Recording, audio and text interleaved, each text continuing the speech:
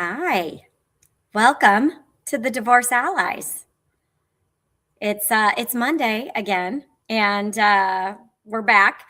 And today we're talking about position statements in a roundabout way, right, Melissa? We're turning financial chaos into a clear position statement. Melissa and I were just talking about this, and income gets overlooked or confused, I think, in a lot of ways. And we really want to dive deep into why it's kind of important. And it's important in the support sector, the home sector, everything sector. Income becomes extremely important, and expenses, income and expenses together.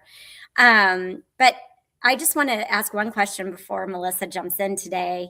And it's, instead of a meditation today, I'm just going to ask a question. So the question is, since we're talking about position statements, give us your dream scenario. If you were to control the outcomes in your divorce, what would it look like? Name like 3 top things that you would love to see happen in your divorce. And I'd love to see it. And I can't wait to jump in and read those in a little bit. So Melissa, tell us about turning financial chaos into a clear position statement and how you're going to do that with income. Yeah. And I think that, traditionally we would open the circle with like a meditation or, round robin talking about some of the things that we've experienced in the past couple weeks. And we have been very busy kind of helping people negotiate settlements behind the scenes. A lot of people are either not happy with their lawyer, not happy with how quickly things are moving. They have opportunities to make some moves, but everybody's moving slow. We did over the weekend, probably from Thursday till Sunday, negotiated the entire conclusion of a divorce. And yet this morning, the attorneys are getting wind of it. And, they're thinking they're prepping for mediation and we're already settled. And, so the attorneys are kind of saying, oh, I don't know how this is going to really settle like this. Like, what if they back out? What if this happens? And all of this fear-based kind of thoughts.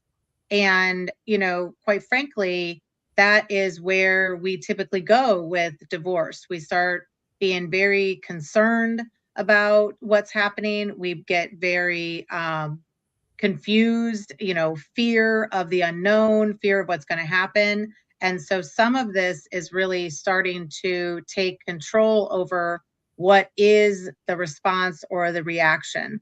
And we have a lot of people that are going to be joining in some capacity online, and we're streaming live.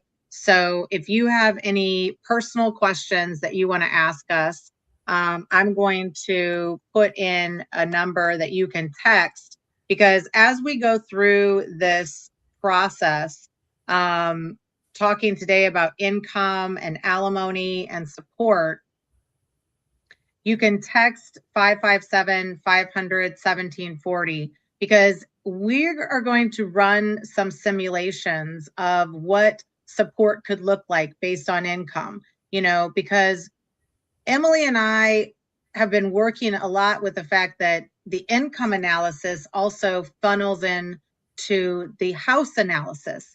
And sometimes you can refinance a mortgage, or you can assume a mortgage, but you still have to have income, and income could still be based on alimony, for the rough rubric, I think, is 4 to 5 years, right? So, and we're going to talk more about all of these things, but when you're talking to your lawyer about financial disclosures, and that's the beginning that you're paying the retainer, those types of things are going to be done by your lawyer, right? Not a financial person. And they're either going to say these things are important, and that's the property statement and the income and expenses, but these things are like, where do you manifest? Like on Thursday, when I talked to this client that we negotiated in a few days, On Thursday, she was like dysregulated, disorganized, like concerned. There's no way he's ever going to agree to anything. He had pie in the sky numbers from his attorney that were like just totally unfounded. And, and this was a conversation that they were having together. And I was, unbeknownst to them, listening in and kind of dictating what she would say via text.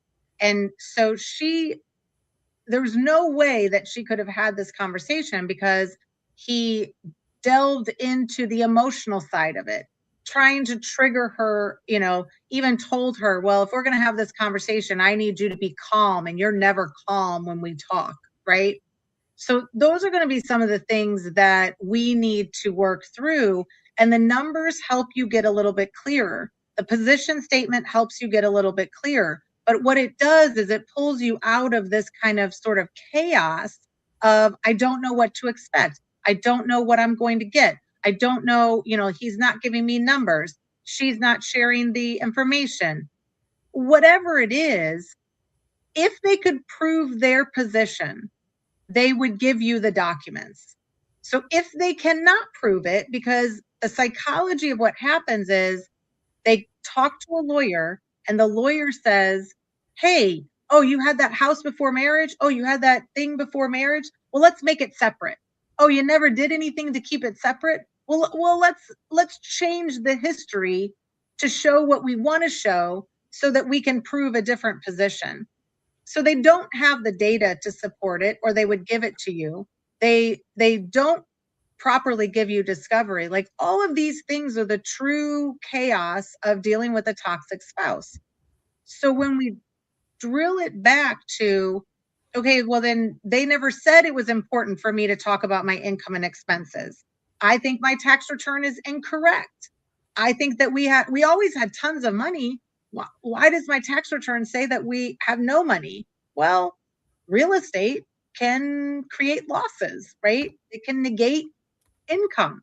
So at the end of the day, what we're going to focus on for the next 90 minutes is talking more about, and maybe giving you some examples of, what does it look like to start to get very clear on these pieces of information.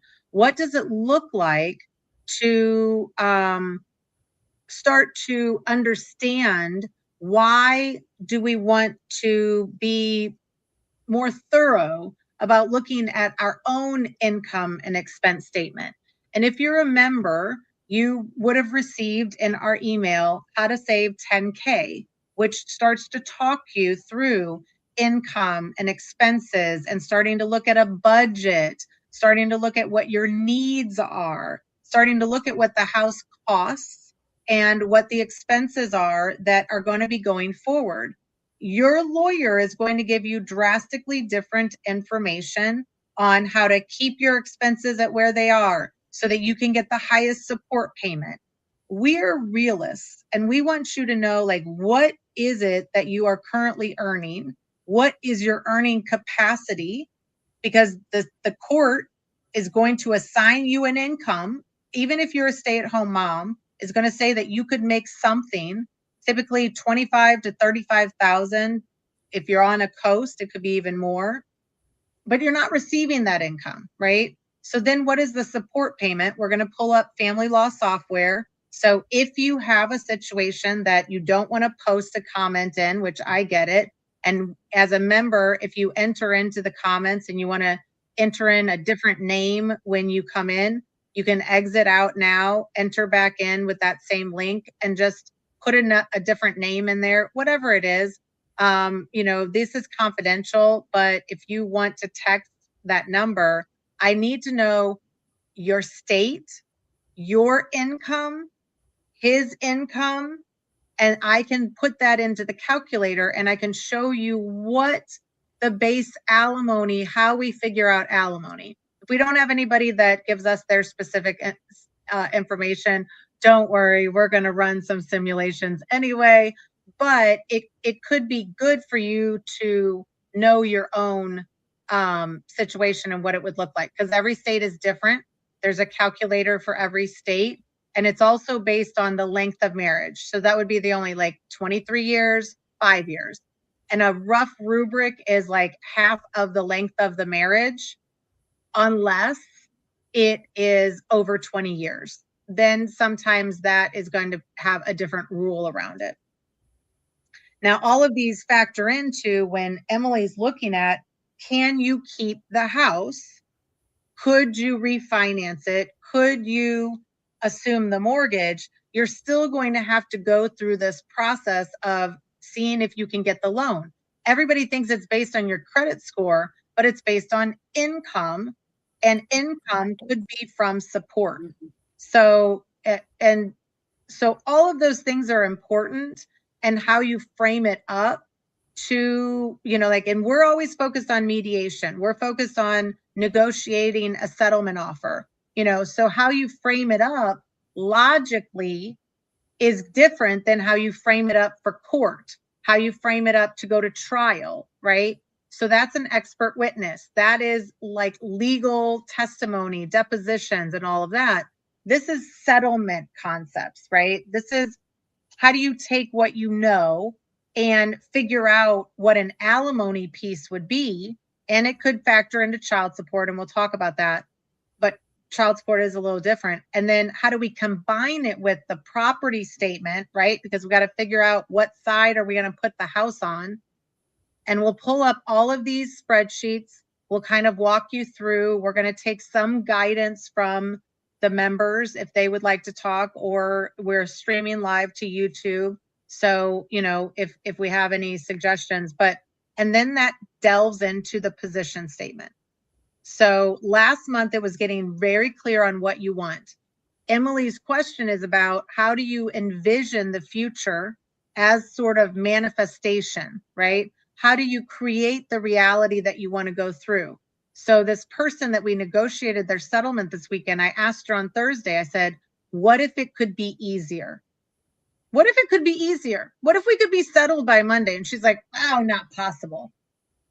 I said, well, maybe you haven't talked to me, right? Maybe it is possible, but you have to get into the mindset that it is possible if you do some of the organization work, organize the income and expenses, organize the property statement, organize the position statement, okay?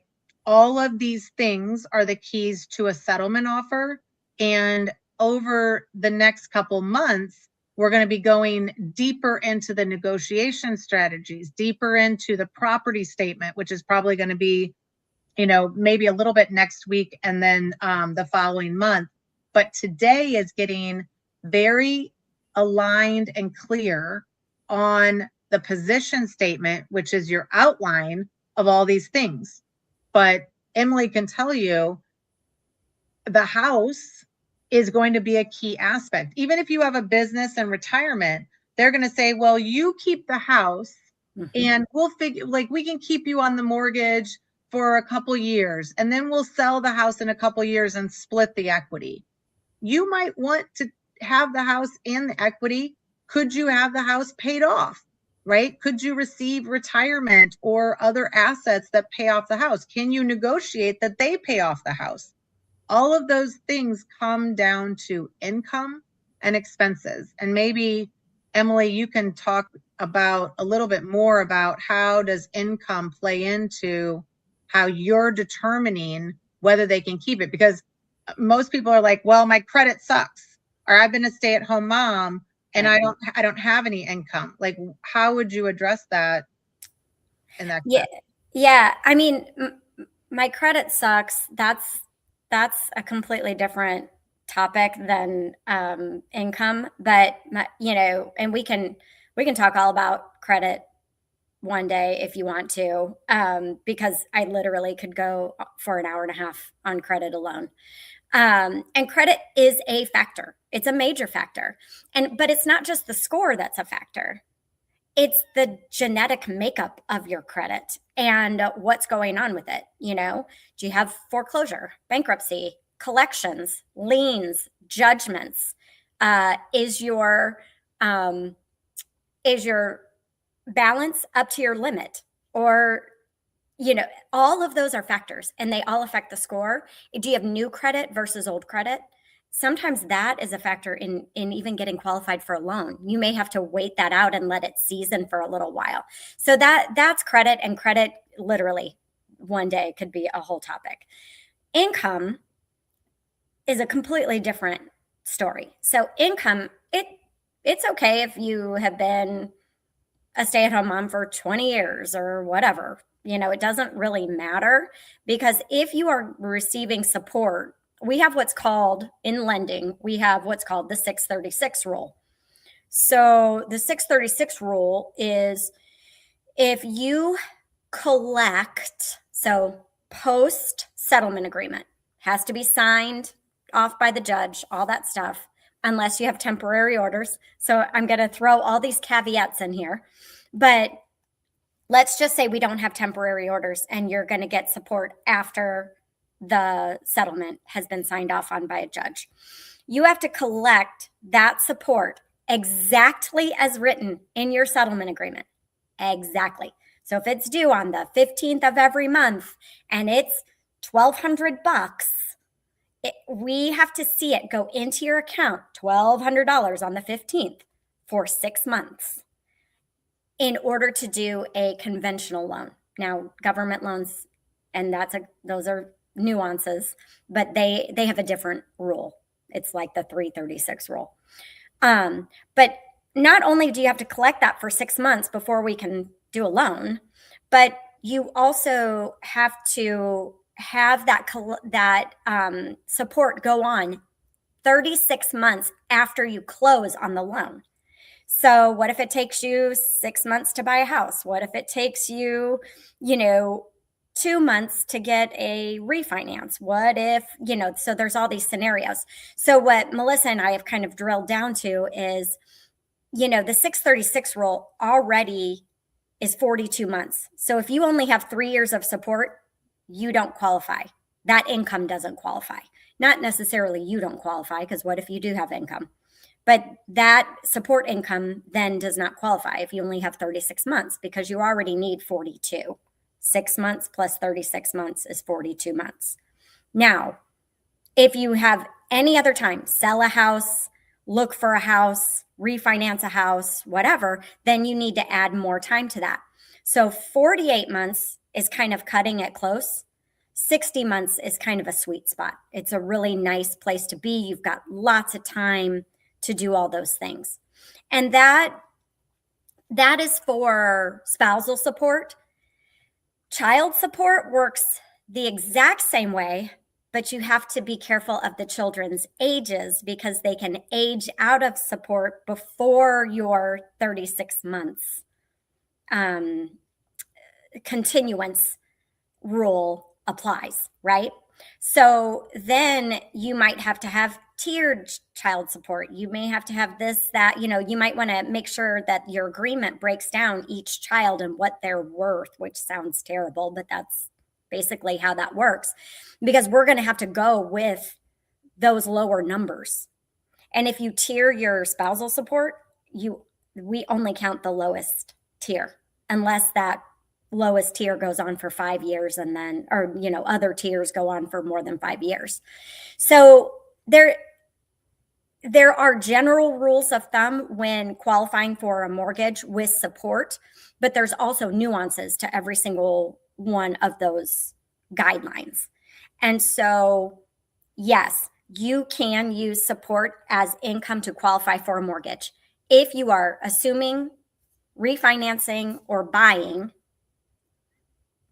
you can use support as income if they follow the guidelines that are outlined by the lender. And all the lenders, it's a federal law, so the laws are the same for every lender in the US. Okay, so I think that's helpful. I think we have a couple people that have texted their situation, as well as somebody who has posted it in. Interestingly enough, we're dealing with some Texas divorces, which, and a lot of what we talk about. So Alimony and child support are statutory, which means they are legal issues. So, written in the state statutes for every state is how you would calculate alimony and child support. So, and some states have calculators. Some states, you can do them online. We have talked a lot about family law software, which again, reach out to them and be like, hey, I need to be like your spokesperson or something. But they can give you 30 days free. And then after that, you might pay like 20 bucks or 30 bucks a month. So just do everything in the 30 days and get your numbers correct. But for Texas, so this is a great example of family law software is not going to tell you what the alimony or child support should be, but it's going to calculate some things. It's also for all of you pro se or underrepresented people, it is going to give you the affidavits or the financial disclosures and like the format of them for child support or for alimony, for your income and expenses, for your property statement, right? So even if it's not as specific as the state's downloads are, it is still very accurate to what to expect. So it and it has places that you can enter. So I'm going to show you on the screen what that looks like. But first I'm going to show you that I always default to Googling, and you can use AI or whatever, but like sometimes this is a Google thing. Is like, Texas alimony rules for, and somebody had texted in their 30-year marriage. Okay. So, and in Texas, a 30-year marriage generally qualifies for spousal support of up to 10 years. So already, remember when I just said the rough rubric is half of the length of the marriage, which would have been 15 years, or a lot of times over 20 years is going to be forever. Like some state statutes don't, like in Missouri, and we're just talking from like Missouri. I'm in Missouri, Emily's in Illinois. We can work around the country. Probably she's a little bit more restricted than I am, but I can work anywhere in the country, even internationally. You still have to look at what the state specific rules are. So like in Missouri, it doesn't matter how long you've been married, the court can only give you alimony forever. And we call it maintenance. For any of you out there that want to correct me, it's not called alimony. I get it. I'm using terms that people generally understand. It could be called maintenance. It could be called spousal support. It could be called spousal maintenance. It could be called alimony. Every state is different. Why did they do that? Probably to make more money, but that's a whole nother soapbox that I'm not going to get on right now. I would love for the states to be more consistent, but they are not. So why would you talk to a lawyer if alimony and child support are your biggest issues? Because they are legally bound by the state, and your lawyer should know some of these answers. And they typically can calculate these things, okay? Especially child support, I still, as an expert witness, typically want the lawyer to calculate it because my calculators don't always seem to be right, and there's adjustments to it. I'm not going to talk about child support right now. Maybe by the end, if we still have some time, we can do that, or we'll be talking about it when Kristen's on the call as well. Child support just has some nuances that not everybody is dealing with. And a lot of people have older kids, and so they, anyway, we're really talking about long-term marriages that we at least would have the alimony payment. So Texas says only up to 10 years. So Missouri, the judge can say you get alimony forever until you come back to the court because you have a change in circumstance. And the change in circumstance could be retirement. It could be you lost your job. But they want to see a change in circumstance over a period of time, not just like, I lost my job this month. I want to come in and modify alimony, or it's called modification of maintenance and a modification of child support. So they have to go back into the court and file that. And this could be applicable for other states. They have to go back into the court and file that and say, look, over this course of time, I've lost, and sometimes it's a year, right? Like Missouri wants to see that you've lost your job or you've retired, and that is the new pattern, not just the short-term situation. And the rule of thumb for us is like it's changed by 10%. Okay, if you can't prove it's changed by 10% over a period of time, then you might be wasting your time for a modification in the court system. Other than that, they give alimony forever. Okay, so that's leverage for somebody to negotiate outside of there, because then you can negotiate that it ends at some certain point, or else the court's going to give you forever. Illinois is different. It's got a calculator, and it's a tiered calculator based on how many years you've been married, is how long. It's still after 20 years going to go forever.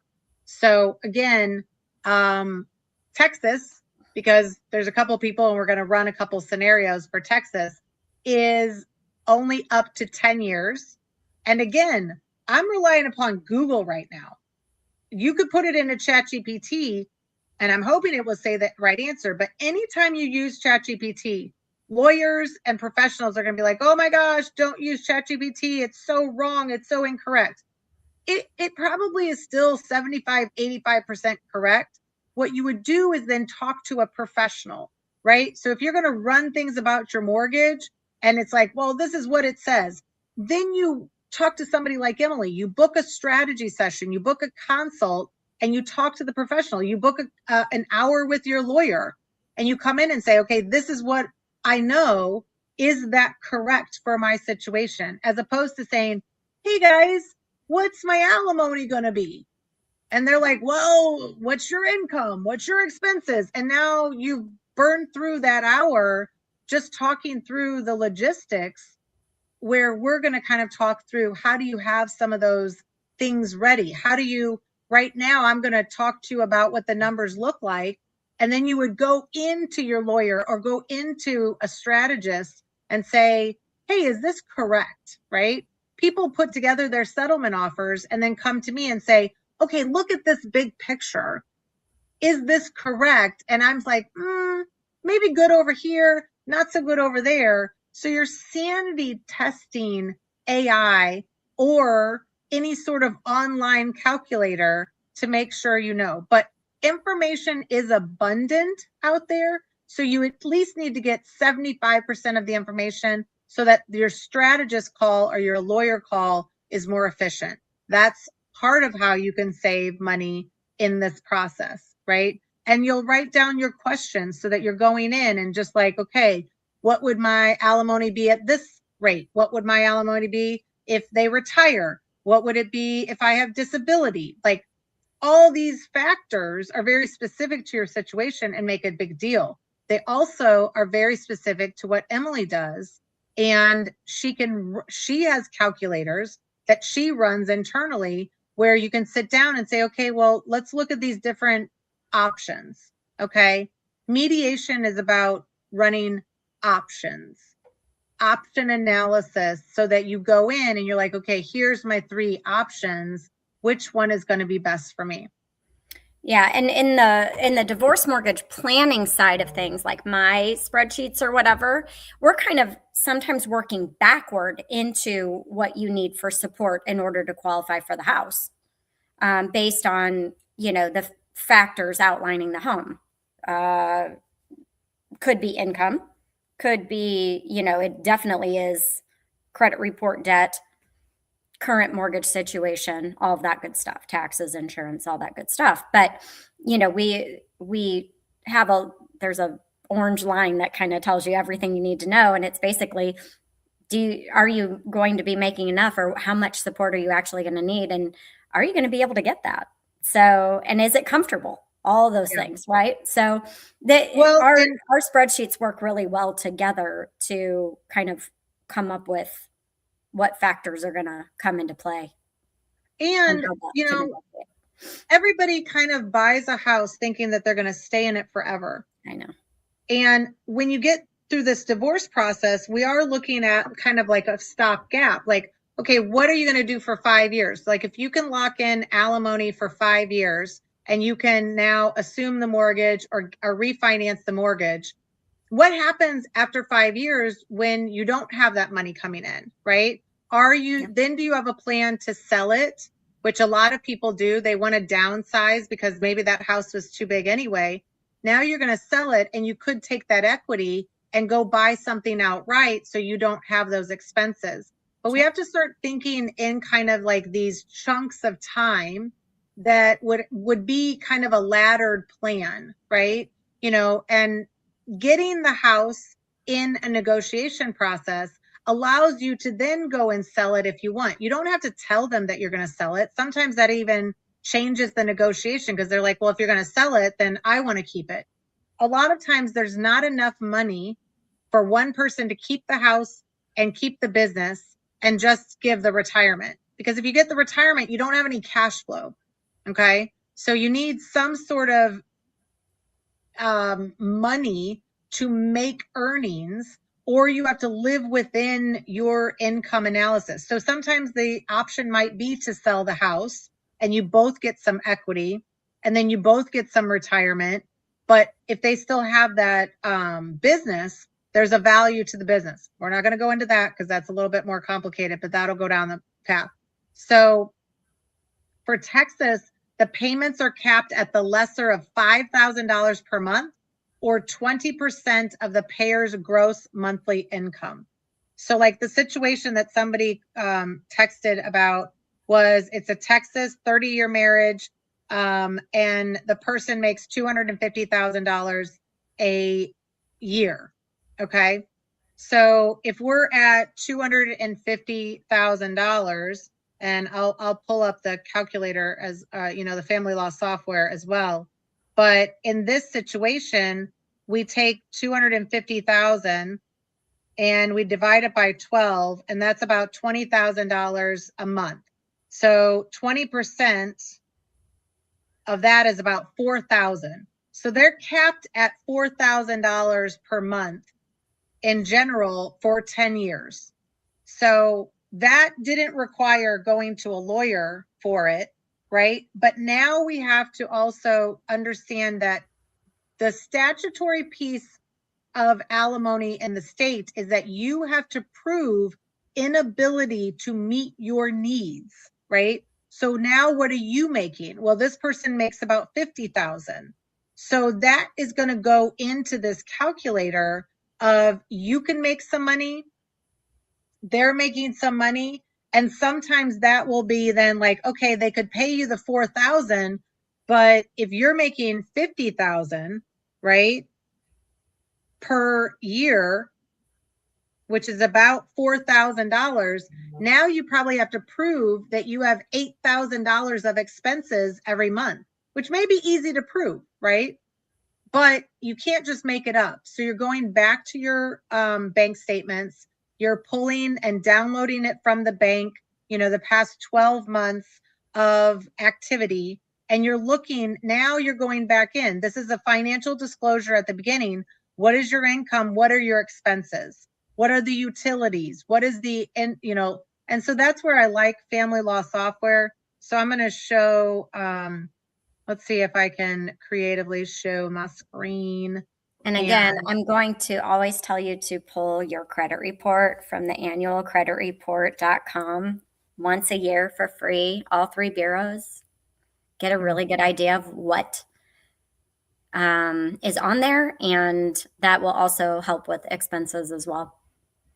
And this is kind of tiny, so hopefully you can see it. And no, I can't make it any bigger. It's like the fault. But you can expand your screen if you touch on this, and there's a little 4 square, so it'll make the screen the size of your screen. And I'll use this as an example, and then we have a couple other examples that we'll look at a couple other states as well.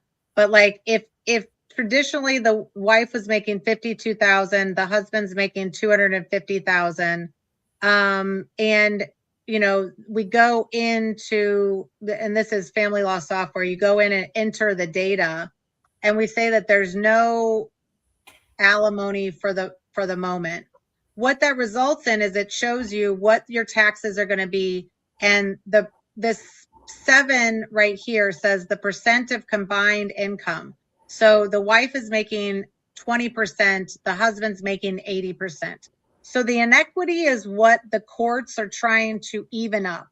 I'll give you an example. The state of Washington, the most progressive state that I've seen, enters into temporary orders within weeks of the parties filing and tries to get the parties at 50-50, which is, I actually haven't seen that across any state.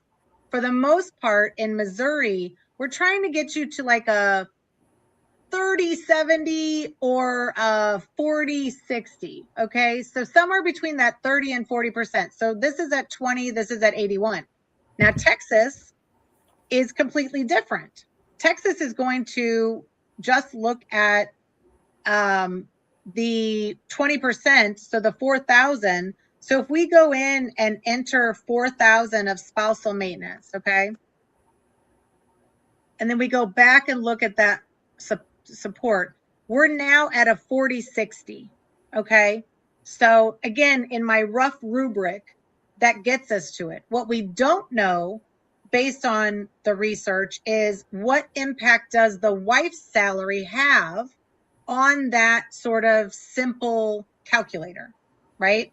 So that's usually the next step that you would have to understand. And you could still Google some of that. So now we can at least see that your spousal maintenance will be somewhere probably between 2,000 and 4,000. So now Emily could come in and say, okay, based on this income and based on understanding your house mortgage, payments, real estate taxes, all of that, would you qualify for the mortgage, right? And would you qualify for a refinance and a loan assumption?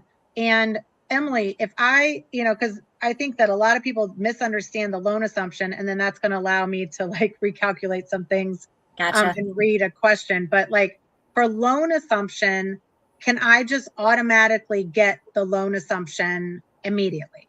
No, the answer is absolutely not. So in a loan assumption, how you even go about the loan assumption, this should give you just a touch of time, Melissa, but how you go about the loan assumption is you call your servicer. Your servicer is who you pay your mortgage to. So whatever bill you get for your mortgage, that's who you call.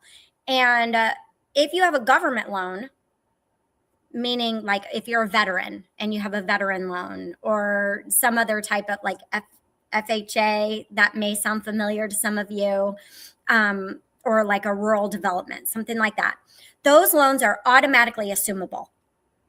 So they have guidelines, but they're assumable. Conventional loans traditionally are not assumable, and especially if you have a jumbo loan, meaning something over the limit that the conventional mortgage guidelines have stated for the year. Then you have usually two servicers and none of them want you to assume the mortgage. Here's what you need to understand about a loan assumption. No one makes money off a loan assumption. The servicer doesn't make money. The person doing the loan assumption doesn't make money. No one makes money, and your loan is worth more now than it was when you did it at 3%. It's worth more on paper at 6%. So nobody really likes to do them. The government ones, they have to, so they're probably less of a headache and take less time. But on a conventional, where that's where most people hang out with their mortgage, is a conventional loan. They're not, for the most part, they're not going to do them. If they do say that they will do a loan assumption on your conventional mortgage, buyer beware. No matter what, on any loan assumption, you have to qualify. So you still have to go through the mortgage process. You're going to have income guidelines that you have to meet. So the same 636 rule, if you're using support or your own income, you're still going to have credit requirements, meaning you have to have, the right credit score, the, good genetic makeup of your credit. You're going to need low loan to value, meaning what is your house worth versus what you owe. You want that to be, have a lot of equity in the house. Now, the other thing about a loan assumption is they may or may not change your rate. They could say, well, we're not going to do it at your 2.5%, but we might do it at 3 for you. So they might, give you a deal, but it's not going to be the same. They might charge you for it. So if they don't, if your loan is too risky or something like that, you could be charged anywhere from $5,000 to way on up, $50,000, whatever they decide for that loan assumption.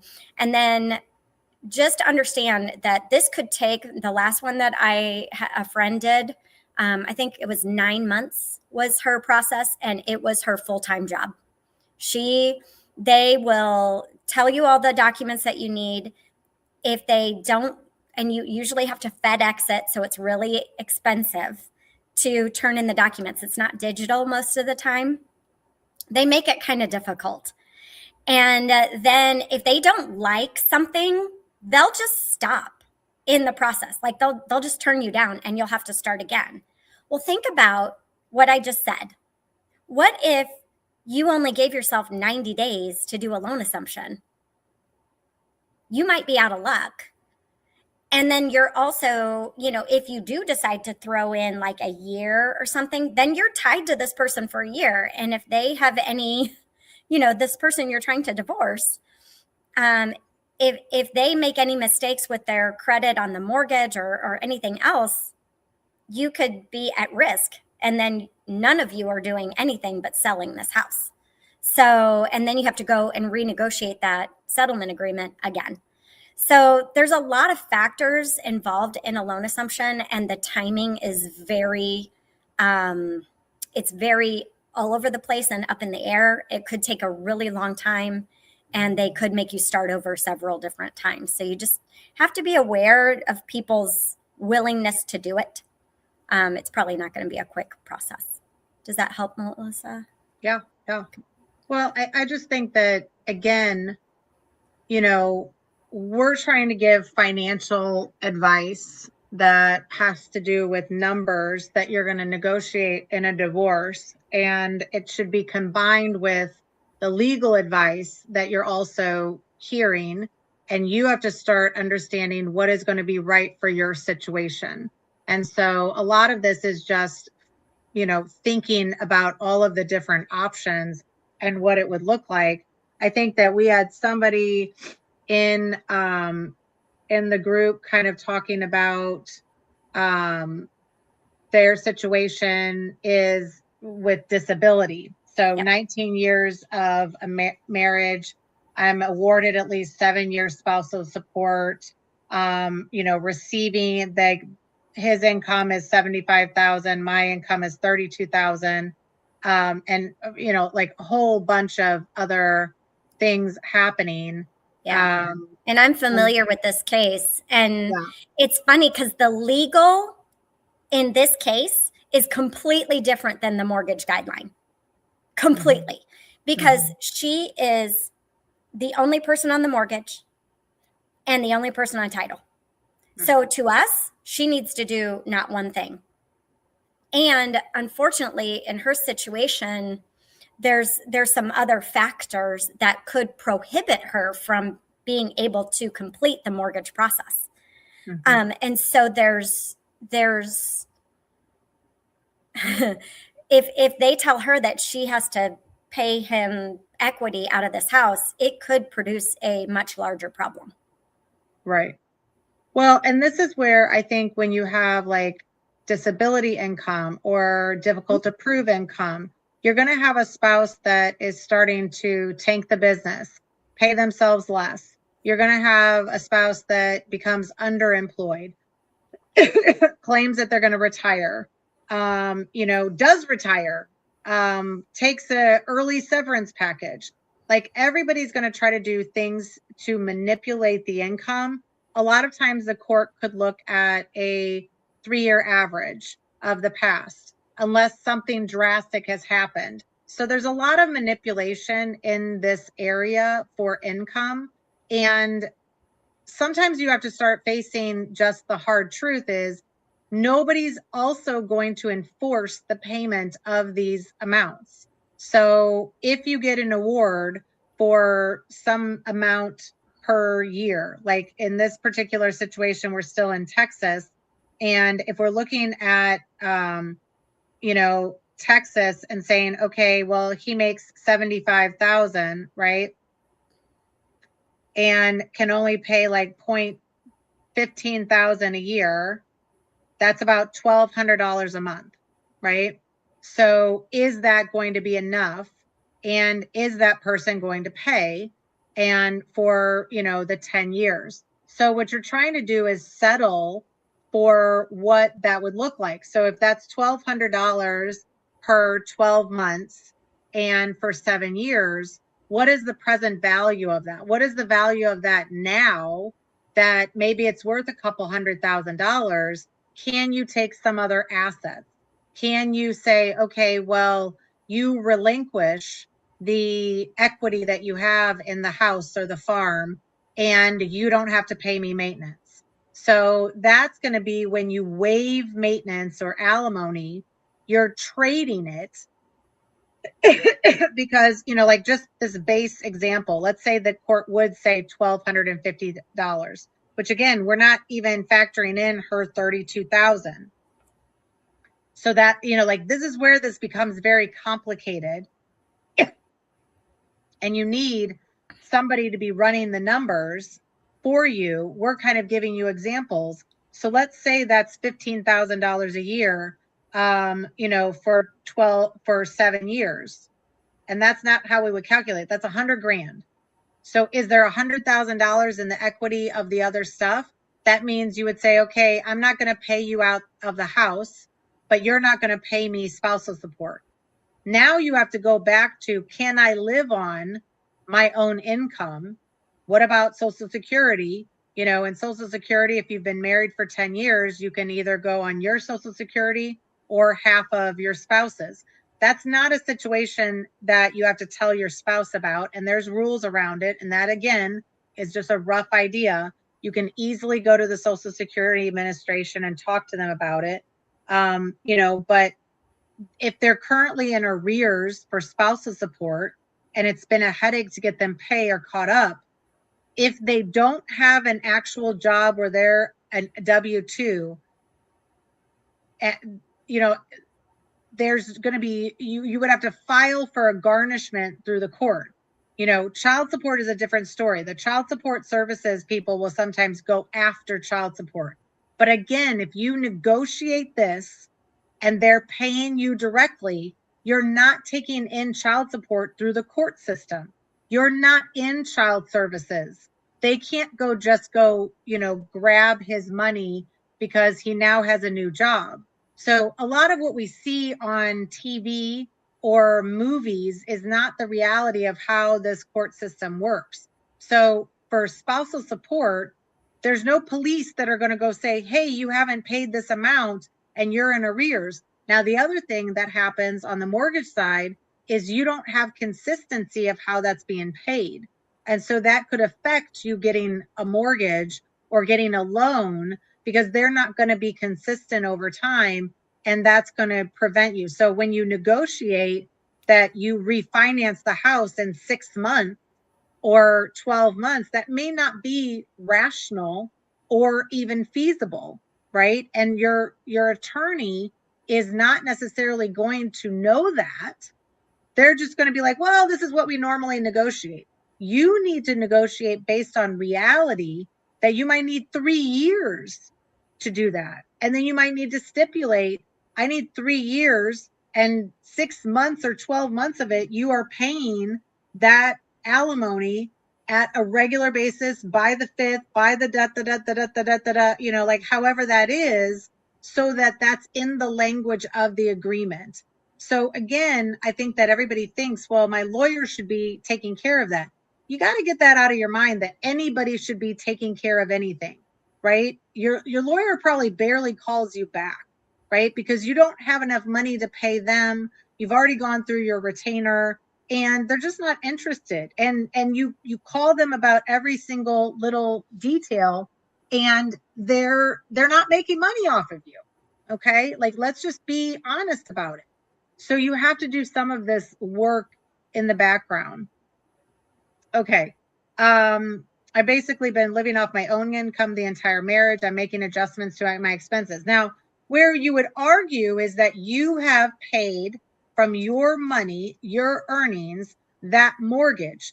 That is still a negotiation, because at the end of the day, the court is going to be like, you both made money, or one of you made money, you paid bills, you paid marital bills, you made marital money.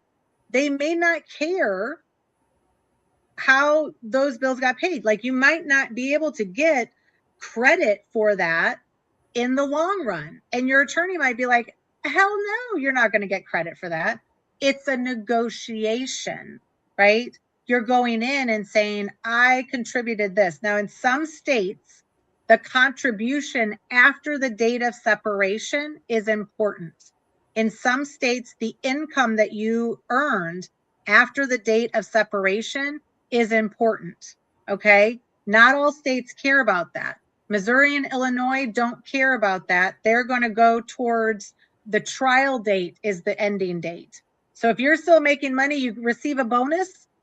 You receive a bonus today and you're in the middle of divorce, split it. Okay.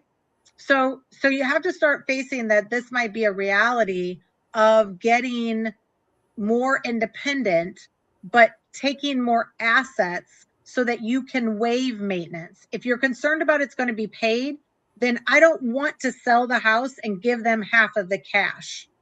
Okay. I want to take all the cash in the negotiation and say, you're going to owe me alimony, but I know you're not going to pay it. So I want you to pay me up front in a lump sum. Most people don't want to pay it or receive it. It's a very psychological, damaging situation going forward, right? So, hey, I'm going to make it so you don't have to pay it, but I'm also not going to give you all the equity out of the house. Okay. And that is cash. And that is for a toxic person who can deplete it very quickly. I don't want to distribute money in the pendency of the divorce, because then it's gone. I can't go back and get it if they deplete other assets. Okay, I think I'm going to show, we had a question, and I do have a bunch of other questions that came through the text, but I have one. Yeah, go ahead, chat. Go ahead and tell me what you were going to say. Oh, no, I was surprised that we had so many in your text feed. I was like, oh yeah, okay, well, that's good. It's funny. I see somebody said something about that they heard people are not getting married anymore, so divorce lawyers' futures doesn't look good. But uncoupling is a real thing, and I do it every day for clients, and that can also turn into just as much of a legal issue or whatever as a divorce can.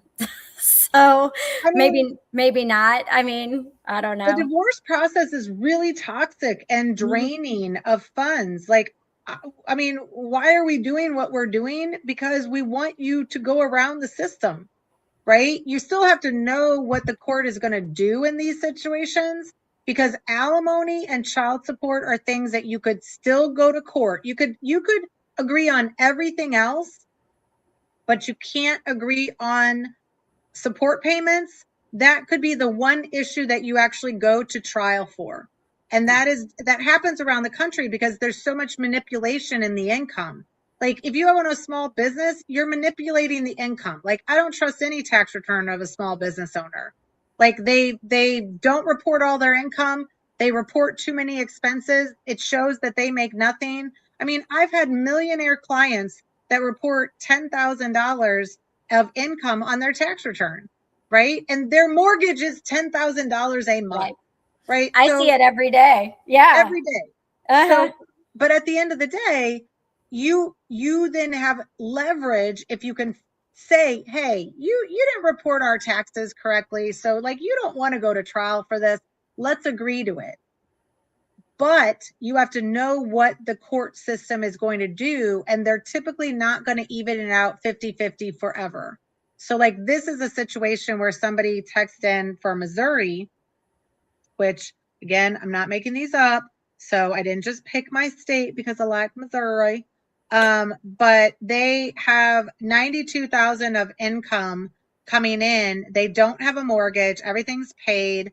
And they would only like maintenance for like 12 to 18 months to get into a new situation.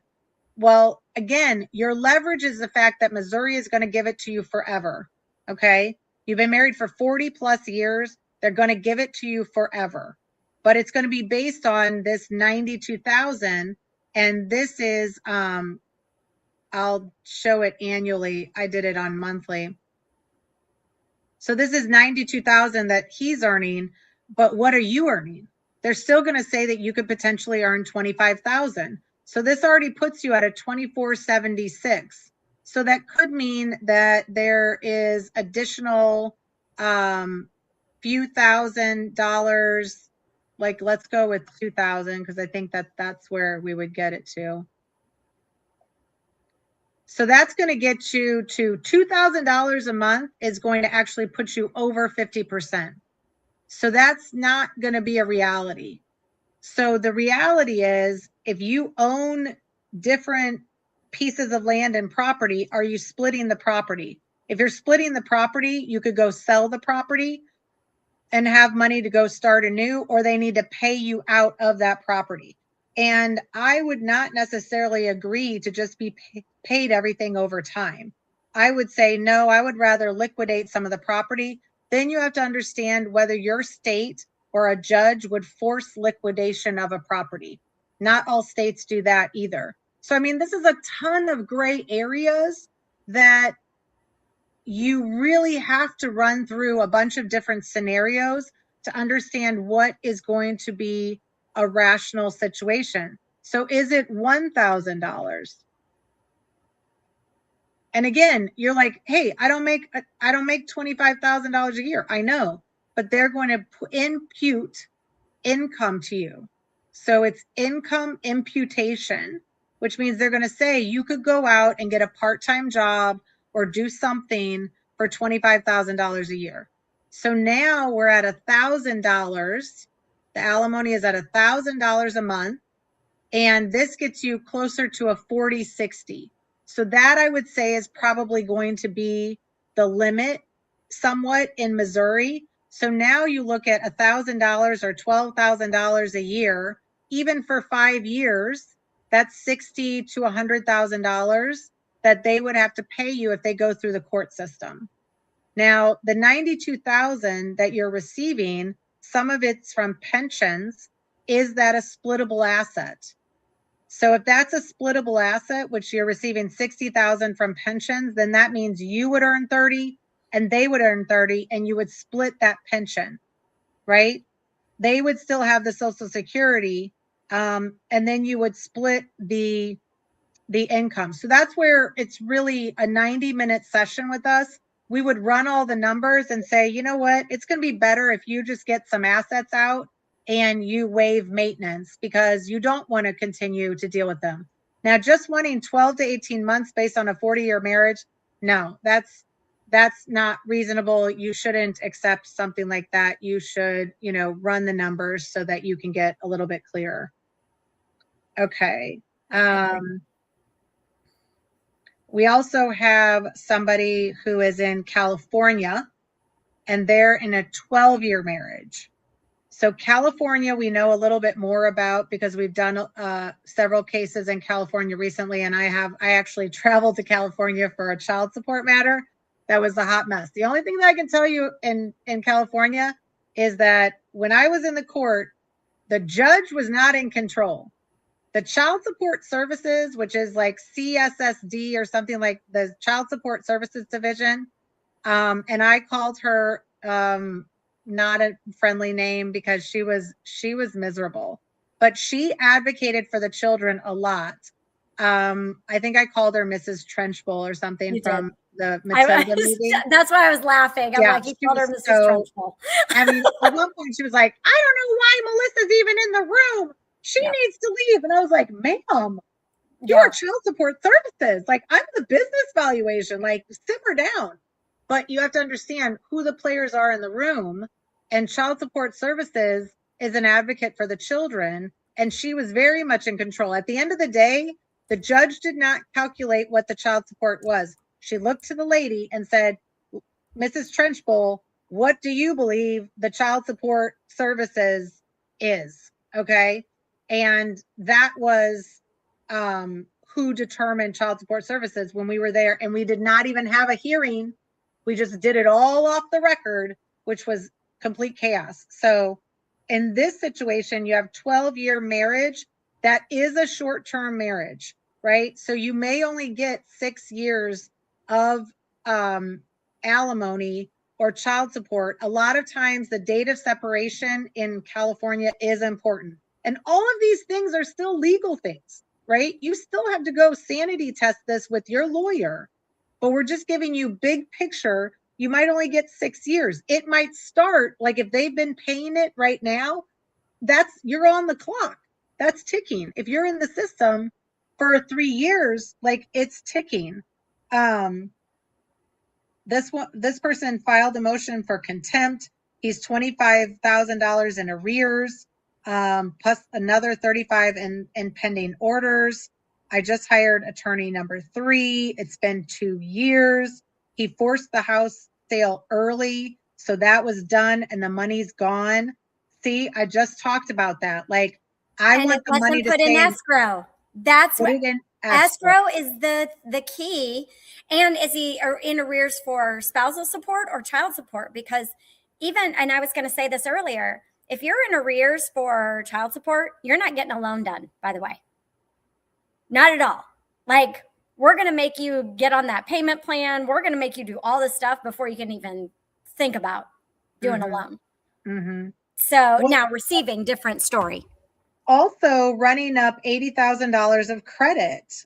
So, and they're like at a trial setting hearing immediately. And so, yes, I mean, do you file a motion to compel for bank records? Again, everybody believes that these motions are going to do something. If you're divorcing a toxic person, they don't care about rules or laws, and no police person is coming and knocking on their door. Like, there's not even a debt collector, at least like when you have debt, like, they're calling you all the time, like hunting you down. No, the court's not going to do that.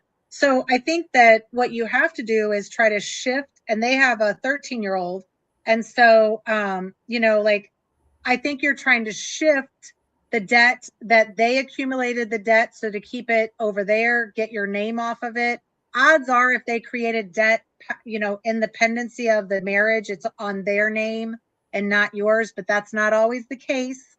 Okay. So I think, yes, you have to do whatever needs to be done to compel the bank records. But when you're doing a motion to compel, you're just literally telling them to give you the records. We have talked about a resource called onlysubpoenas.com, and she helps do subpoenas for lawyers, but she makes sure that the subpoena is correct, and it's a really low cost, like under $500, maybe even under $300, to get her to put together the language for the subpoena. And then your attorney would file that subpoena with the bank. But I think you got to go direct to the bank or the CPA to get the tax returns and the work papers for the tax returns. So the work papers are W-2s, 1099s. If you have a business, I want the K-1s. Okay. If no one's been asking for the K-1s talk about distributions. Like, we did a case this weekend. We had a strategy session on Saturday. Don't think about that. Like, do the weekday. But anyway, we do have sometimes available on Saturdays. But the Saturday strategy session, she has been divorcing for 18 months, 8 businesses, hired a firm for $25,000, and they can't do anything. And she's got trial in a month. And I was like, you're going to get continued. I got to get on a call today with her lawyers and be like, what the hell are you doing? So I said, give me your tax return. Like, pull up your tax return. She pulled up her tax return, and I was like, oh, it's a C Corp. Like, it shows the stock basis. It shows the income, the stock basis, and the distributions on the personal tax return. for all 8 companies. I said, well, I could probably give you a number for what the business are worth. And she's like, what? No, they haven't been able to do this for like 18 months. And I was like, yeah, I know, they suck. I could probably tell you what the distributions were. And then I can also tell you what the income that is left in the company is, because that's still the stock basis of the company, which is undistributed earnings. So those 3 things are already in play. And then they have a house and things like that. And they have an inheritance and things like that. So again, lots of different things. You need to run the scenarios. For our person in Missouri, or no, now we are in California. I don't know what the income is for them. There's no tax returns. The disclosures are late. Spousal support has been calculated on a recent lower income. So in California, the guide is called X spouse, like X as in the letter, and then spouse is the calculator. So that is an online calculator, but Google the online calculator. So that's usually still a percentage of the person that earns the money. But all of these calculators are based on the income being reported properly. So if the income is not reported properly, you want to subpoena the bank records and look at what the deposits were into the account. So if the deposits were way more than what was reported on the income, you're going to have to show the court that they're lying about their income.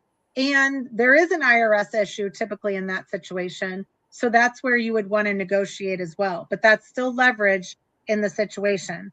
I think that their question was kind of answered. Do we have some more in? We do. We have one from Alaska. Oh yeah, Alaska. So Alaska is weird. And so she it already, says, yeah. It says, I'm curious about the financial timeline in Alaska. So does anything financial matter after the separation date? That's the first question. Okay. Then she goes on to say he has been spending his job income on other women and frivolous expenses. I know Alaska is a no-fault state, so likely doesn't matter. But while he is doing that, he is using our joint accounts for other stuff, maxing out cards, and has been since April. Does this matter? And then she has one more thing that she wants to say. So she said, for example, he took money out of the 401k, stating that it was for a new apartment, lied about it, and said that the court said it was okay. Yet he used our credit cards for the moving and new apartment and pocketed the cash. Yeah.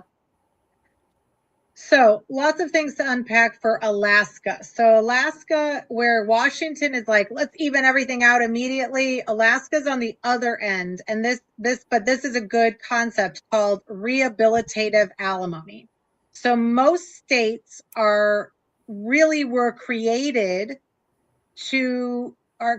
their statutes to have alimony be rehabilitative. So it wasn't ever originally just supposed to keep you at your lifestyle that you've grown accustomed to.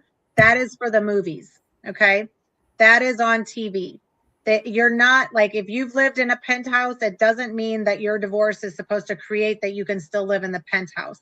A lot of states were created for rehabilitative, which means it gets you enough to either get a new education, to get some training, to find a job. So for Alaska, were we over a 20-year marriage on this one? It didn't say. Okay. I can't remember if we are. So maybe she'll chime in here in a sec and let us know. So Alaska is weird, but her spouse thinks that there's no alimony in Alaska. And I do not believe that that is correct. I believe that it is more a burden of proof that you need the money, that and even if you are in a no-fault state doesn't care if infidelity happened. It means that you can file and you don't have to prove that there's a reason for filing. No fault doesn't cover that if the infidelity means you're spending marital funds on an outside relationship, that's marital waste. And you can recover up to 50% of marital waste, but you have to prove it. You have to have an expert that is going to prove it. You have to and analyze the bank statements and put summaries together. So that's a lot of time, effort, and money. And then you can't be greedy. Like, you can't be like, oh, they went to McDonald's and spent $20.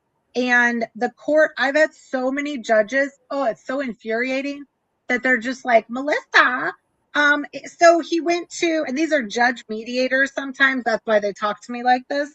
I am kind of, instigative with them, but they'll be like, Melissa, how are you going to prove when they went and took a trip? And I mean, this was an actual situation. They took a trip with their kids. Spouse took a trip with the kids and the infidelity partner and his mother. And you know what the judge mediator says? Well, Melissa, how are you going to separate what money he spent on her? And I was like, I don't know, let's divide it by the number of people that went on the trip. And he's like, no, you're going to need to prove it in more detail, because if they had gone on the trip, they would have already had the hotel, right? So, I mean, again, you're thinking, well, that's great. I mean, this is a former judge, right? That's crazy. Like, that should be a given. Nah, it's not. So the flight, we can prove the flight. The flight usually has a name on it, right? It's usually used on it, but that's on a credit card. So a lot of times they're not going to run it through your joint account. They're going to run it through a credit card, and then they just pay that credit card every month, and you don't have access to the credit card. So you're going to have to subpoena the credit card records too, right? So a motion to compel is a legal issue that's just forcing your spouse to give you the documents. Well, they're not going to give it to you. So then you have to go through a subpoena process, and the subpoena could take 4 to 6 weeks unless you work with the only subpoenas lady and try to get her. And if her subpoenas don't come back, she doesn't get paid. So she's very meticulous on getting those subpoenas turned back. For Alaska, you're going to potentially still get, like, their default is half of the time that you've been married, but they want to really show that this is needed to get you back together. So he spent money on the outside relationship, marital waste. So that's going to be an issue. You don't have enough money to live, and you need to get back in the workforce because you've been a stay-at-home mom. That's going to be an issue. So again, you're going to need to either work with your lawyer and say, okay, what are the things that we have to prove to get alimony in the state of Alaska? And you're going to need to prove it out to your spouse, because he thinks that you're not going to get paid any alimony. So, and there's not a strict calculation, because they want to give you enough to balance out rehabilitating you into the workforce, okay, or until you can retire. And if you're a long-term marriage over 20 years, that 50% of the duration of the marriage is not going to apply. But, what's your age? What's your health? What's your current earning capacity? What was the standard of living? And, how do you use some of the sport to get you back? So again, all gray areas, right? Yeah. But it's going to be important. And that marital waste means that they can spend half of their money and waste it, but they can't spend your half of the money. So they took out 401k. Well, guess what they're going to say? Well, I spent it on living expenses, right? So you're really looking for where can you clearly say they spent it on the outside relationship? And even when there's meals, the judge was like, well, there's meals. How can you prove that she was there? I mean, I'm just giving you a perspective of what judges think. They're like, well, they earn the money, they can spend the money, and how are you going to prove it, kind of situation. So yeah, things like that. So makes sense. Cheating doesn't always matter. She said 18 years she was married. So that's going to probably be capped at about 9 years or less. And then, because again, what would they argue? They would argue that you don't need it to rehabilitate yourself, right? So, but what I would argue is, fine, I'm going to take the house outright, and as long as it's the house I get with no debt, then I have less expenses, right? Yeah, true. Um, She said, does that still apply after he's giving her money after filing date? Yeah, well, yeah, it, probably. so if the date of separation, let's see about Alaska date of separation.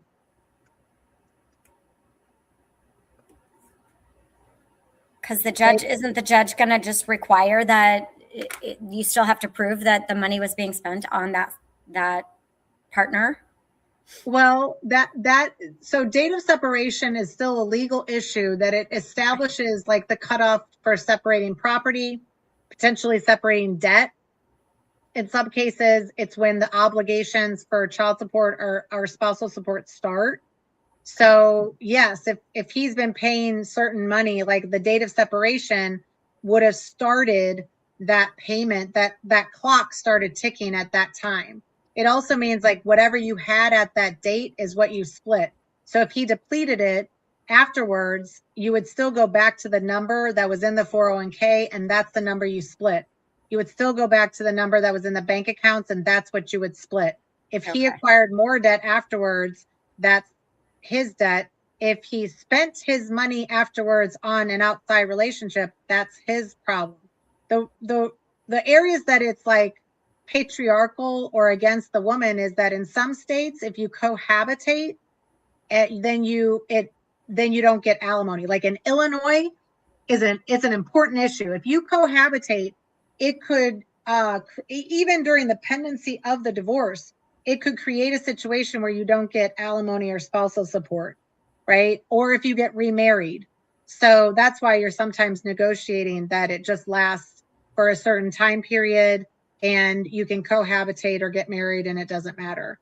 But the date of separation is also data filing, data separation are also sometimes an argued legal matter because it's really like, did you leave the residence? Did you stop living together? In some cases, if you still live together, but you're no longer like Virginia and Georgia, I think, if you're no longer providing like marital things like having relations, or if you're even like not cooking for them or cleaning or whatever, then that has also started the date of separation. So a lot of things again this is where the money and the legal sides kind of get convoluted.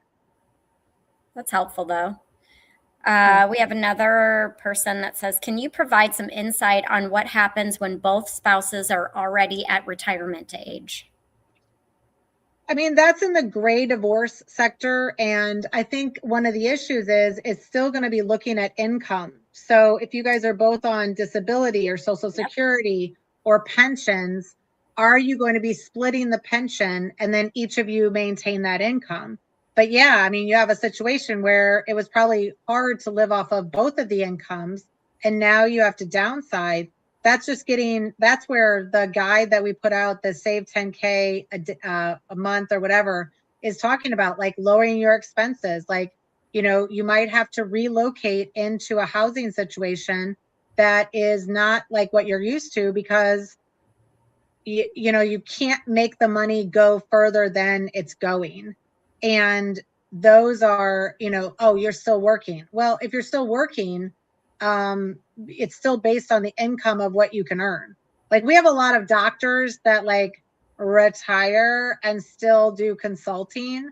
So it's based on your recent income. You have to prove, and typically this is why people delay getting divorced in the system and delay it for 12 to 18 months because they want to show that their income declined.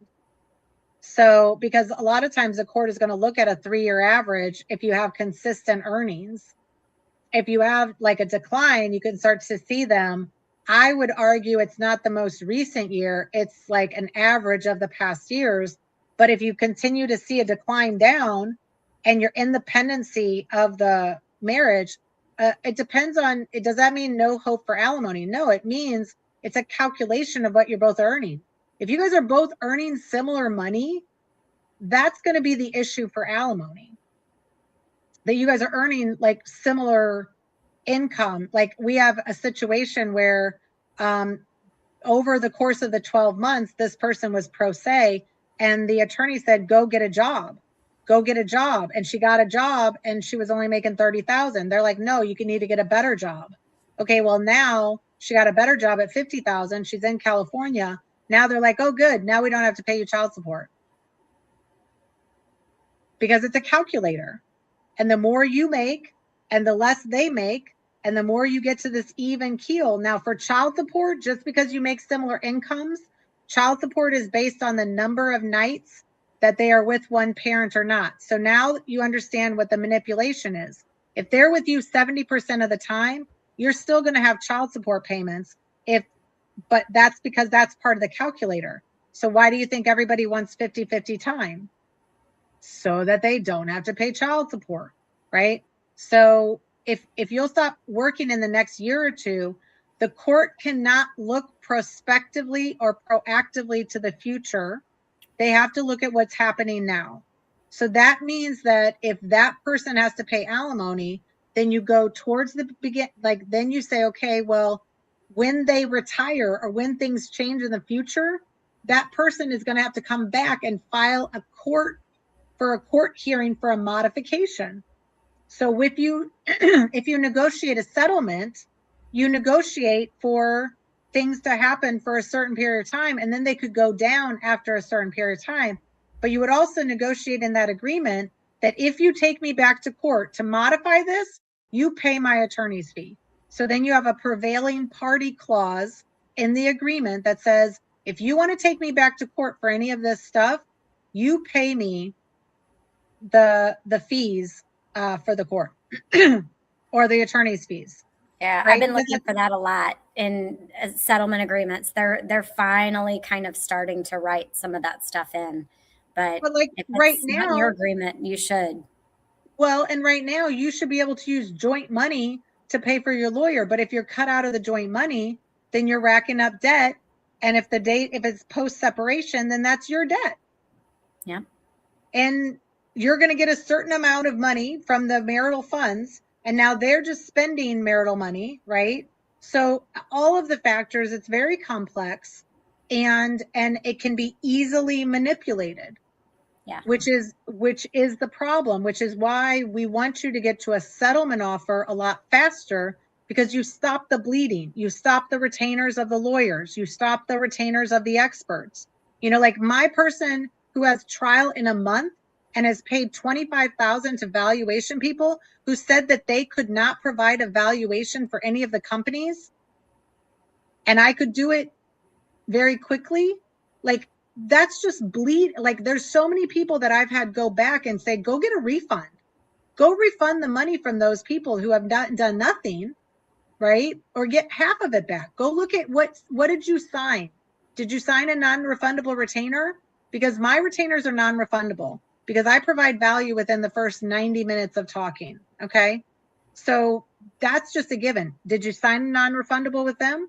We have other people, some of our competitors are charging $10,000 to do an income statement and a balance sheet for your financial disclosures. And they have a non-refundable payment, right? And they're not doing anything. And I won't name them, but if they're listening, they know who they are. Just kidding. And, my competitors in the valuation land, $25,000 for 8 valuations, that was a retainer. That is very reasonable for all my competitors. There's certain people that won't even take a case, lawyer or expert, that won't take a case unless their fees are going to be $50,000 to $100,000. So again, like right now, I have an actual client texting and saying, yep, they're trying to go back on the deal that we just negotiated this weekend because the attorney was like, what? That's a crazy deal. No, don't take it. The attorneys don't want this to end. They were prepping to go to mediation next week. They would have each made a couple grand to take their clients to mediation. They don't want that to end. So they're going to cause trouble today to work up the bill. Like, I've lived and breathed in this space for 20 years. Like, I have been part of the problem until I've been part of the solution. So you got to stop the bleeding by running these calculations. Family law software is one way that you can do it yourself. I can pull it up. The position statement, if we want to talk about that real quick. Yeah, we have about 5 Yeah. minutes left, and we usually go over a little bit. Yeah. Not even going to pretend like we don't, because I think we have every time for the last few years. I don't think we've Yeah. ever ended on time. So I think it's really important that we kind of talk about that position statement. Just even a quick overview, and really what we're trying to do is have you show up to a meeting where you're not like, oh, I just don't know what to do, and I don't know what that means. Okay, no more. You know better now, and you can stop some of the money bleeding with these experts by coming in and saying, not that you know everything, or not that you know nothing. Okay, you're somewhere in the middle. You've kind of researched this, you've got a list of questions, and you've made some calculations, and you can get clarification on calculations, right? Mm-hmm. So you're a little more organized. You're not exactly well versed either way, but at least you've got something to speak from, right? So the position statement then, Melissa. So I'm going to share another screen that gives you kind of a sample. And I'm sort of shocked with myself that I've been able to do this so easily, because it's not always that easy. Okay, so this one I can try to make a little bit bigger. So a divorce position statement is fairly simple concept. And we encourage you to talk about your situation in a voice memo. Take the voice memo and use AI to create this position statement. We do have a download that you can download, and I think on some of our platforms you can even get a free position statement. If you DM us, sometimes I can send it in the direct messages on Instagram and TikTok and all of that. But like, go to our website and download it, because I think there's a link to do that. And that's a lot faster than waiting for me to respond to all the comments. But you can also, and did we call it a divorce position statement? Yes. Do some other lawyers and experts call it like a position statement? I don't know. Maybe they say it's a case settlement statement or a case summary. But at the end of the day, it just needs to be concise. And I want you to get it down to like 1 or 2 pages. The purpose of that is that I want you, and this can be created before you know what your settlement is, because this is just an outline that, maybe even before you're going to a lawyer, or when you're going to your lawyer the next time, you're like, okay, here is my issue. Here's the introduction to us. Here's what's happened in our divorce, right? Like this position, like we've been married 12 years. We have a kid. They're 13. We got married in June of 1995. Like, give the date of marriage, give all of the information in there. Then you want to talk about the top issues of your situation. So is it alimony? Is it marital waste? Is it distribution of the marital property, right? These are some examples of what it could be. So pick, and you want to put like, what is your first issue? If you don't have these 2 issues, great. We just have a division of assets. We want to talk about the marital home, blah, blah, blah, blah. Okay, great. Now you go into the background. Okay, married for 14 years, have 2 children. We own a business. I've been taking care of the house. And then our main things are the home, retirement, and the business. Okay, now go into, here's our income per the tax returns. The home was this. It had a mortgage. Here's the retirement accounts. Do you have a preliminary valuation? If you don't, book a session with me, right? Maybe we can talk about that. What are the joint debts? Oh, we're missing some information, right? What are we missing? And this is all factual. You want to use AI to make it less emotions, more facts. Then you might want to say, like, you want something to either, you want to go through mediation, or you want to finalize the settlement, you want less conflict. Now, here's where it gets fun. You might put together some exhibits like, hey, I put together my income and expense sheet. I have a property statement. I have a preliminary valuation. I have an appraisal for the house. I have some accounts and some debt statements. I have questionable items, expenses or withdrawals. You know, do you have marital waste? These types of things in here. You can also start to put together a timeline. So if there are important dates that you want we used to put the timeline at the beginning, but I now like the timeline at the end because it's almost like a summary, right? Of what you might want to say at the end, like, what do you want? I would like to maintain the house. I would like to split the retirement. I would like to have alimony of this amount. I would like to have child support of this amount. Now, this is just a summary that you would be going into you know, mediation with.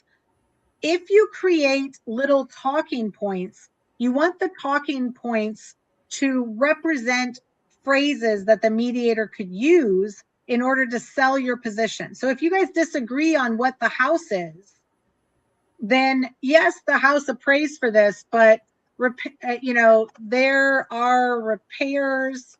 Yeah, deferred maintenance, repairs, whatever. Sure. Yeah. Yep. We need And you could an say inspection. per an inspection. Yeah, we need an inspection, whatever it is. Yeah. Can refinance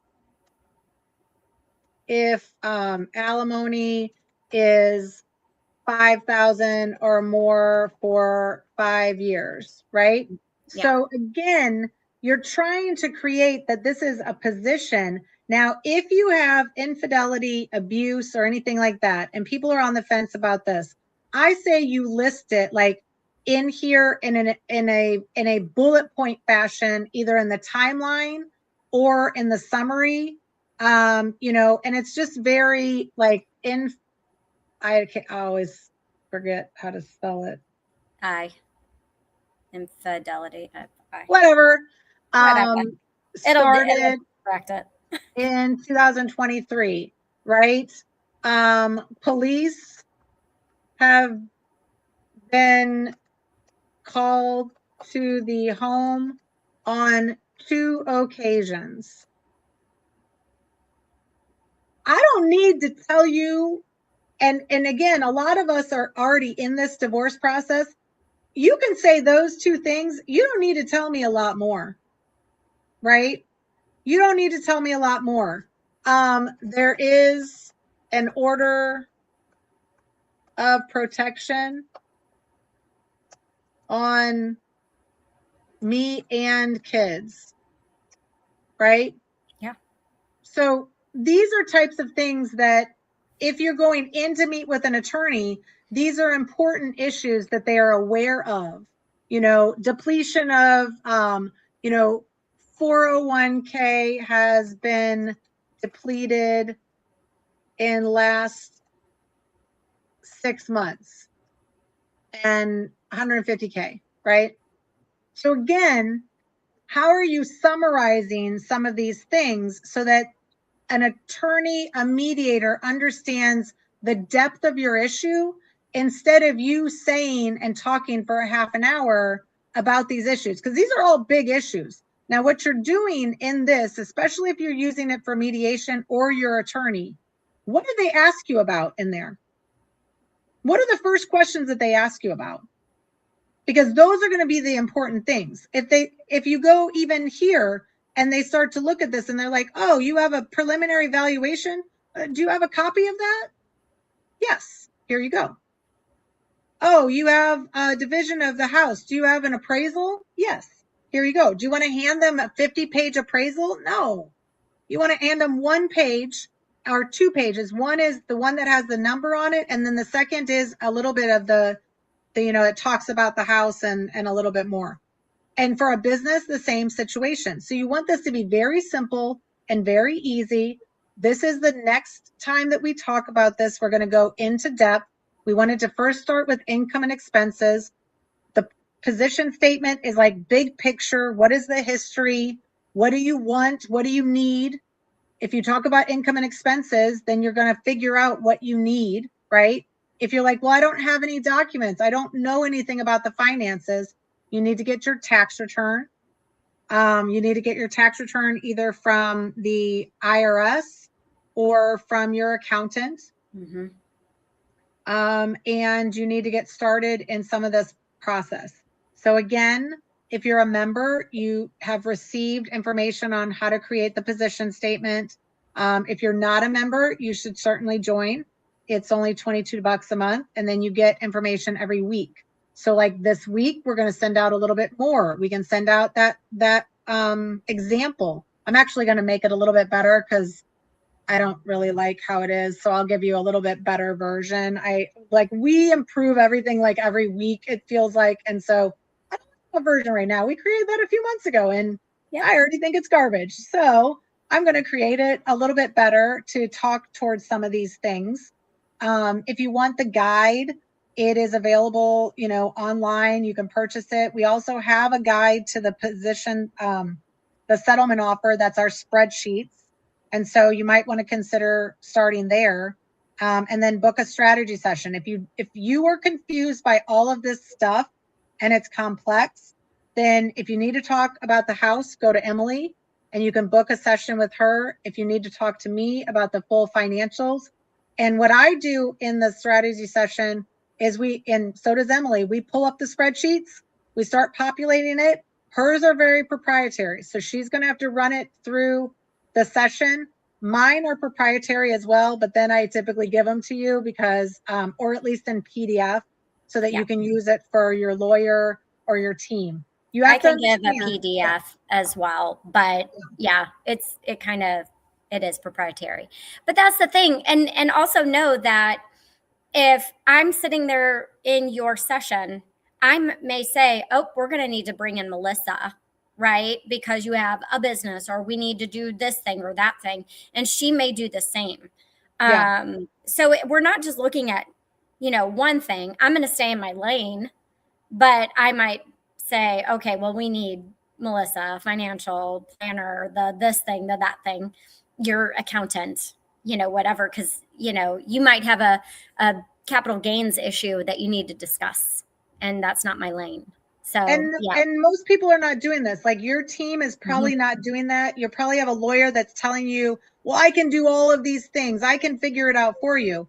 At the end of the day, they're going to have you sign a marital separation agreement or a divorce decree that says you could have hired a financial person. You could have done more discovery, but you didn't. You chose to rely upon your attorney, and they're going to have you sign something that basically gets them off the hook for everything that they've given you in advice. And it is borderline malpractice for them to give you advice financially, which is why they have you sign away the liability at the end. It's the same with a business valuation. It's the same for me to say you can get a loan. I don't have that capability. I want you to talk to Emily because she can facilitate it. I want you to talk to a financial advisor that's going to tell you how much money you can make to invest, because I'm not going to do that. I want you to talk to a CPA that says, oh, this is going to be your tax issue if you sell that house, and now you're only going to be a single person filing taxes. So the more you can get people that stay in their lane, that give you advice, you culminate it, you get second opinions. Don't trust anybody, get a second opinion. And we operate as consultants. Like we come in, you don't need to fire everybody that you already have, okay? You can work all together. You can bring us in. I have meetings at like today, I got to go do one today and crack some heads and say, you guys need a continuance for the trial. Because again, the documents haven't even been given. Like how many of you guys have been in that situation? Probably tons. Like you might be in that situation right now. Like, how can I come up with a settlement offer if I don't have the documents? Again, get the tax return, start somewhere, make some assumptions, start to put the numbers in spreadsheets because they're very hard to see. I do this every day. And when people talk about numbers in words, I'm like, boop, boop, boop, like that does not compute, And so if it's confusing to me, who does it every day, then it is confusing to everyone that's involved. And if it's confusing to everyone involved, they could manipulate you into agreeing to something because you don't understand how that exchange works, right? And you're like, well, that seems fair. I don't know. Does it? Is it not? So again, pull together a team. If you guys have questions, reach out online, or we'll be here next week. Next week, we might have our pro se advocate, Tracy B, and we'll be talking about some of the legal stuff of like motions to compel. Or we'll have Adrian, who is our resident CPA and former lawyer, but we'll be talking more about money. We'll be continuing to roll this forward.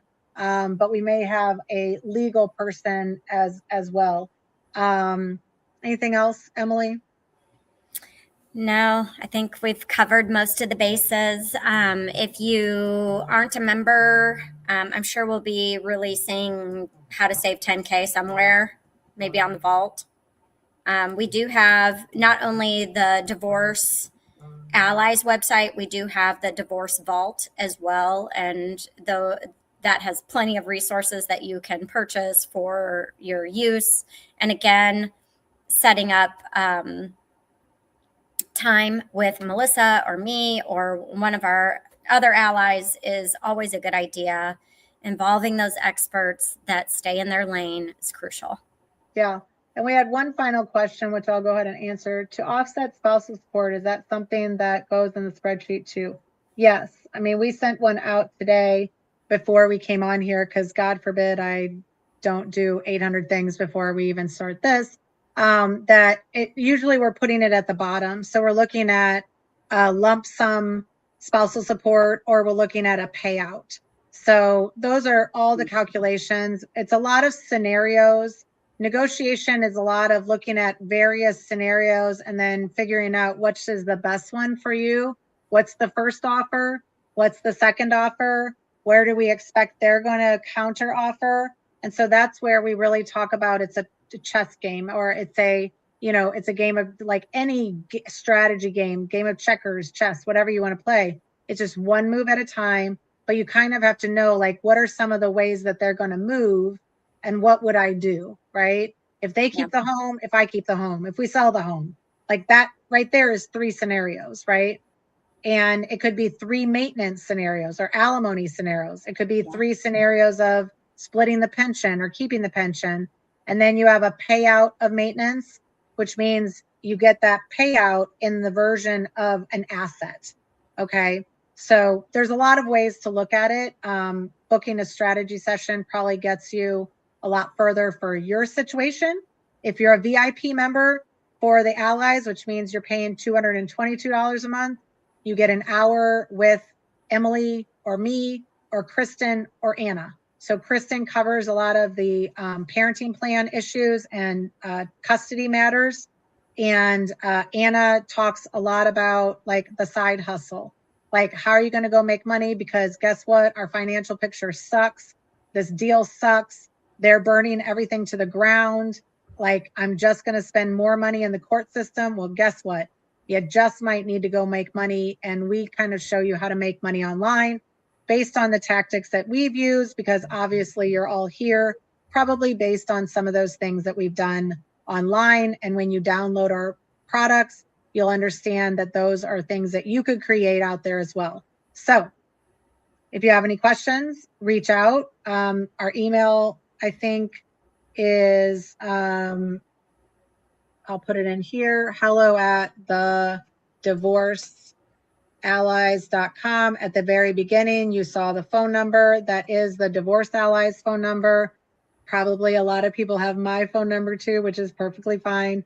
But the Divorce Allies phone number is also available. So let us know. We'll be back next week, same time, 10 a.m. Central, to answer more questions and go a little bit deeper. So we appreciate you, and we'll see you soon.